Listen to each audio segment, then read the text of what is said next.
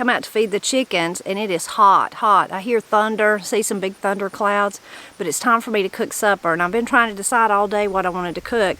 While I was out here, I gathered some ripe tomatoes, mostly Tommy Toes, and took them in the house. And then I decided, I thought I'd come back out here and get some green tomatoes, fry some green tomatoes for Matt. He loves them so much. Maybe grabble out a few potatoes. We've not harvested any potatoes yet, but grabble out a few of them, and I could roast those in the oven. I like to boil them first and then roast them. Scrape up the skin and get them a little crispy when they bake up in the oven, or fry them in a pan. You can do them either way. And then I think I'll just open a jar of deer meat, which would be really, really easy, and make some cornbread, and then I'll see if I've got anything else to go with it. I wish I had a cucumber, but I looked through all our beds, and our biggest cucumber we've got is about that big, so not going to be no fresh cucumber yet for us, but surely in 2 or 3 days I'll have them, because I've seen several that was about that big, just tiny little cucumbers. But I think that sounds like a pretty good supper. I think that'll be good. Corey and Austin's going to eat with us tonight. They'll like all of that. Austin likes fried tomatoes, green tomatoes, as much as Matt does. So I think that'll be good. I might come up with something else, but for now I got to get the potatoes and find me some green tomatoes.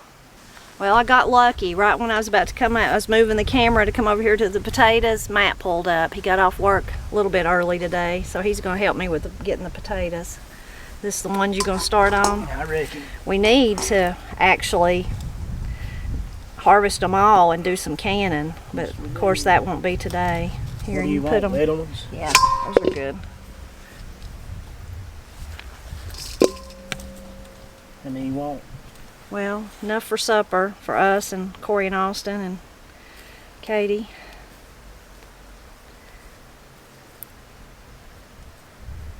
Those are perfect size for new potatoes. Yeah.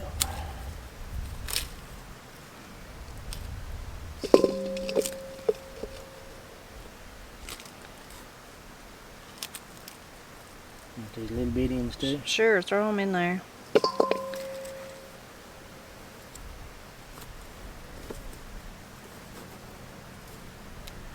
Be easier to dump it all out, but this works too. This is like you're getting to hunt Easter eggs or treasure, digging for kind of fun. There's a little tiny one. Little baby tater.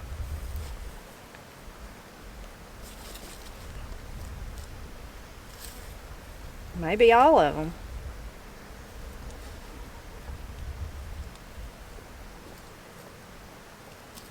Pull those up. There's one.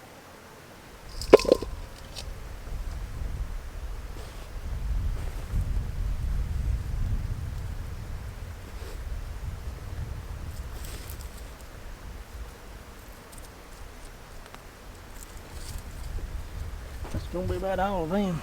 Yeah.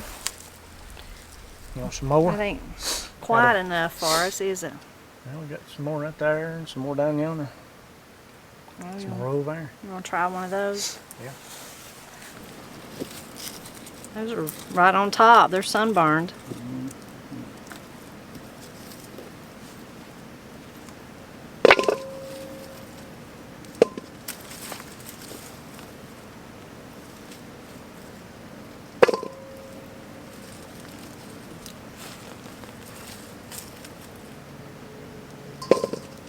That's probably pretty good if you want to leave the rest of them.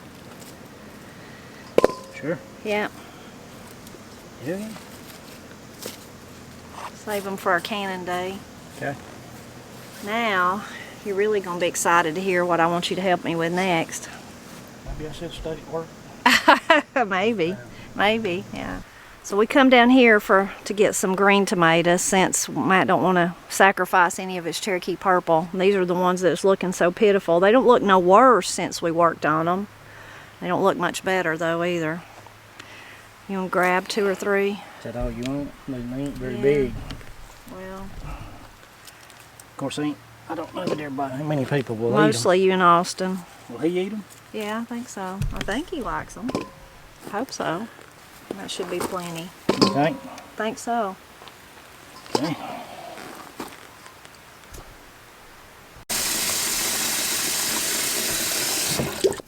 So I've rinsed the potatoes off. Now I'm just going to scrub them with a brush and get as much of the dirt as I can. And new potatoes, like I was saying, it's really great if you can scrape up some of the skin there. And those will leave little crispy places for you. And new potatoes, their skin is so thin that usually just doing it with a brush works. But you can take a spoon, a knife, a fork tines. I've done it with fork tines a lot before. You can do it like that. And you can scrape it up kind of before you boil them or after they're boiled. I'm going to boil them first just to make it quicker, make the whole process quicker. So when I put them in the oven, they're just about already almost done, but then they'll get really crispy. And like I said, you can do it on top of the stove too. If you want to just fry them in a frying pan. Granny would usually start hers out in a frying pan, kind of crisp them up really good, and then stick them in the oven. And I might do that. We'll see. I need my big frying pan though for my fried green tomatoes. So that's why I was thinking I might just go ahead and stick them in the oven.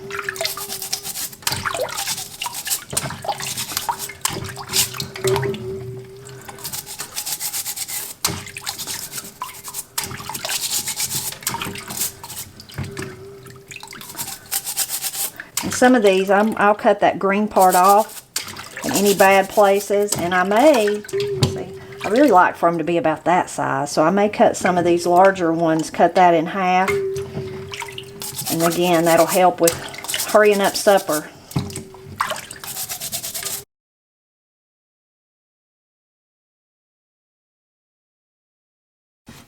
Now I've got them all scrubbed up and got them cut up into smaller sizes. I'm going to add some salt to my water, and I'm going to bring them to a boil really quickly. I'm going to turn it up pretty high and just boil them until they're just about fork tender. And then I'm going to get them out and kind of scrape them a little bit to get that wonderful skin where it'll be crunchy. And then I'm either going to fry them in a pan, which I'm probably not going to do that since I need my big pan for my tomatoes. Probably just going to put them in the oven at about 450 or something like that, and let them crunch up, get crunchy, and just all that wonderful potato goodness on the outside, get them browned up good. While my potatoes are getting started, I'm going to go ahead and cut up my tomatoes to make the fried green tomatoes. Now, first of all, I like to, depending on how thick or how thin you like them, that's just kind of your personal preference. I guess mine are about 1/4 of an inch, maybe a little less than that.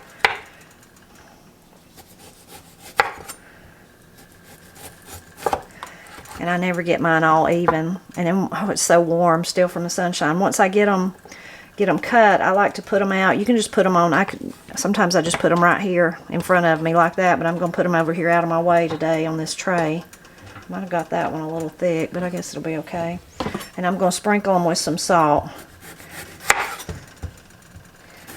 and let them kind of sit there for about 10 or so minutes while I'm doing something else, because I'll be wanting to fry them right there where the potatoes are at. So while they're sitting there, that helps some of the moisture comes out of them so that they don't get so mushy fried. This one's a good firm one. All these Matt picked, he did good.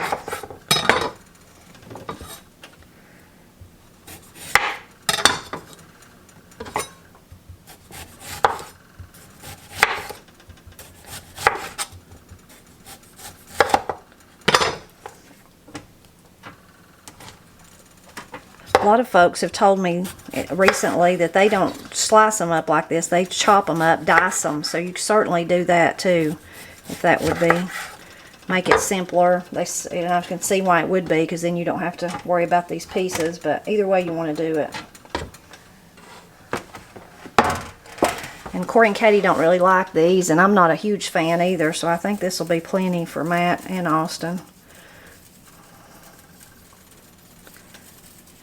If I'm right, if Austin likes them. He may not like them either, but I think he does. We'll see if I'm wrong or not. If I am, Matt'll scoff them up himself. He'll be eating a midnight snack of them. He works so hard. He usually eats a big supper, and then before he goes to bed, he's starved to death again. So this will help some of that moisture come out.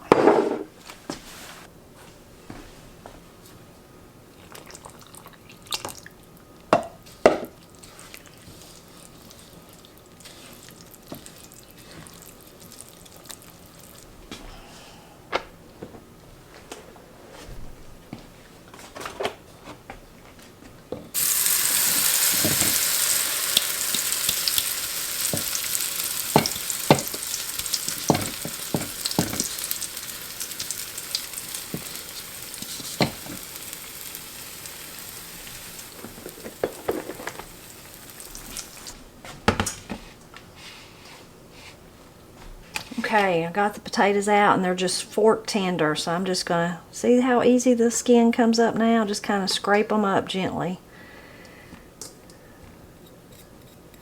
There's no rhyme or reason to it. It's kind of, this is reminiscent, which this is what I grew up on, but makes me think of today when people do the smushed potatoes where they you know, take something and actually smash them down. That leaves all those wonderful little edges for, you know, that'll get crispy when you put it in the oven. It's kind of what it reminds me of. Granny most of the time would do her new potatoes like this, and then she would put them in a frying pan, and then maybe while the cornbread was finishing up, she'd stick the frying pan in the oven and let them finish. But since I'm going to be using my big frying pan for my tomatoes, I'm just going to go ahead and put them in the oven. And as far as the oil, we're going to put some oil on it. I'm just going to use butter. I might use a squirt of olive oil. I don't know. Sometimes I use olive oil and sometimes I use butter, but whatever you want to use will be fine. Granny either used lard or probably just cooking oil.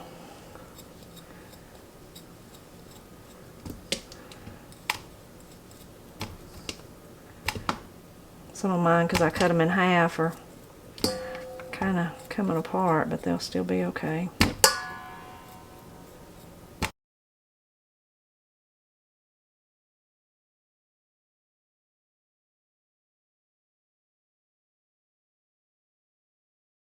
Look at those little baby ones. Those will be really good and tasty. So the amount of butter or oil, whatever you use, will just depend on your preference, and then also, of course, how many potatoes you have. So I'm just going to start with that and kind of see what I think. Oh, they smell so good already. I don't know, new potatoes, I guess because they're new, they're just so much better than what you buy in the grocery store. And I buy grocery store potatoes all year long because we don't grow enough to actually make it through the winter. So that's usually what I eat, and we eat a lot of them, but there's just something so good about new potatoes.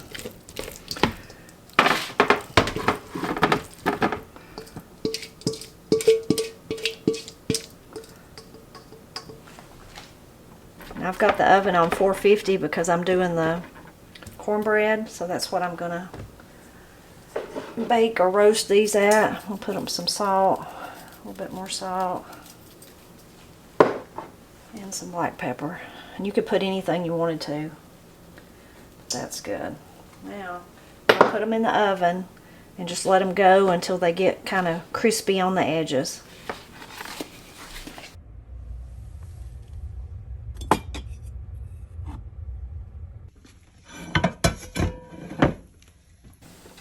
You can use any kind of oil you want to fry your tomatoes in. I'm going to use olive oil. So I'm going to go ahead and let it be heating up while I get the rest of it ready. So while I'm waiting for it to heat up a little bit, I'll show you this is the canned deer meat. Now, I have a video about it where Matt shows us how he does this. He really takes care of all the meat part of it. I help, of course, but he does most of it. So you can see it looks kind of unappetizing, to be honest. You can see the top part. We don't put any liquid in it when we can it, and that's just what comes out of the meat. You can see some little bitty pieces of fat floating around, but deer meat is so lean, there's not very much of it. And then it just kind of looks gross, but it's not. It is so good, so good. So if you're a hunter or someone in your family is, be sure to watch that video and try it. And once you try it, you'll be like us. That's how we do the majority of our meat now. We still freeze the tenderloins and enjoy them whole, and some of the roast, but mostly we can it. Now you can make fried green tomatoes that have a really thick batter on them. You may have, if you've ever ate them in a restaurant, a lot of times that's how they are. And those are good. That's just not how we like our fried green tomatoes, or Matt likes them. I don't like them as much as he does. But he likes them kind of like the same way that we like our fried squash in the summer and fried okra. So not that thick of a breading. And I like to use cornmeal. I just use cornmeal, but I do use a cornmeal mix. So it has a little bit of flour in it because I like white cornmeal mix. And that's a mix also has like, it's self-rising, so it already has leavening and salt and stuff like that in there. You can, remember we salted the tomatoes, but some of that has dripped off, but I like to season as I go, so I put some pepper in my egg wash here that I'm doing and a little bit of salt. Stir it up, and then I'm going to go ahead and start putting these in here, letting them be soaking around.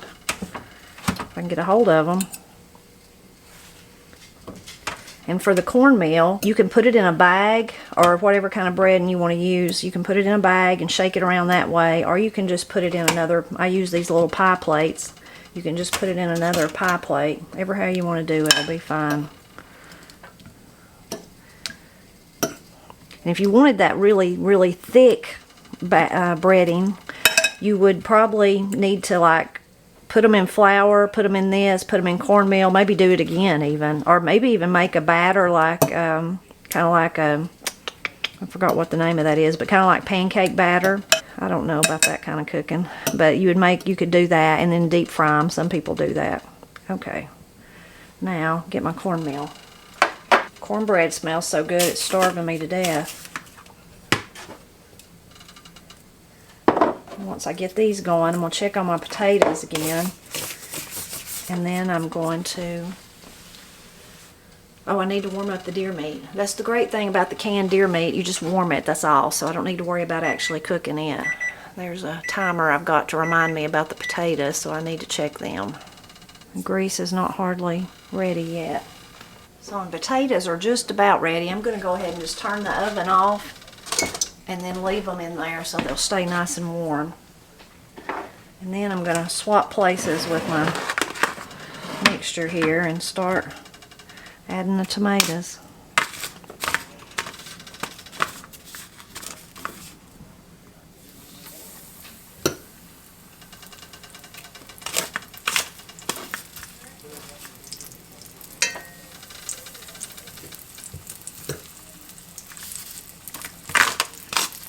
And you can add, I only added salt and pepper, but you can add any kind of seasonings you want. It seems like I see a lot of chili, fried green tomatoes and things like that. So the sky's the limit. Of course, any kind of taste you wanted, you could certainly do that. The grease on one side of my pan's hotter than the other. I'm going to wait just a minute before I put any more down that way.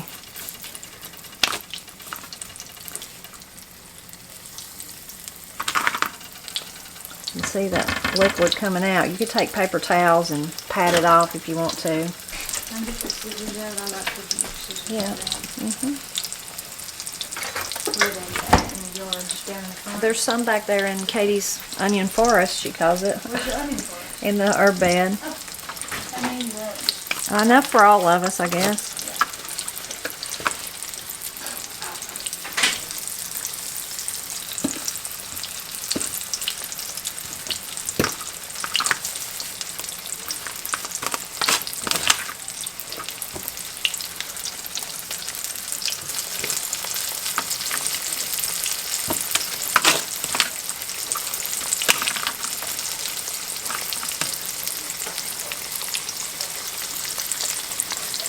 I think that one's, first one's ready.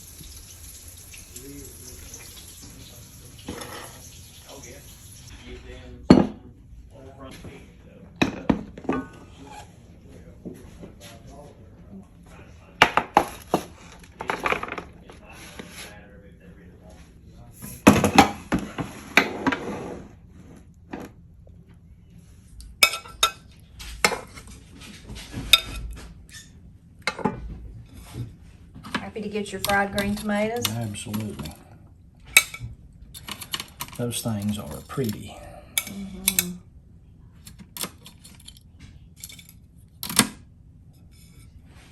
New potatoes? Some of these.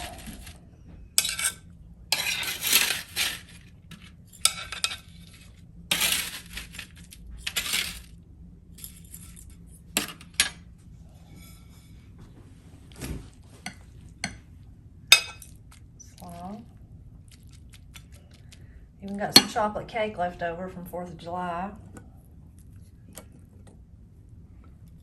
Green onions and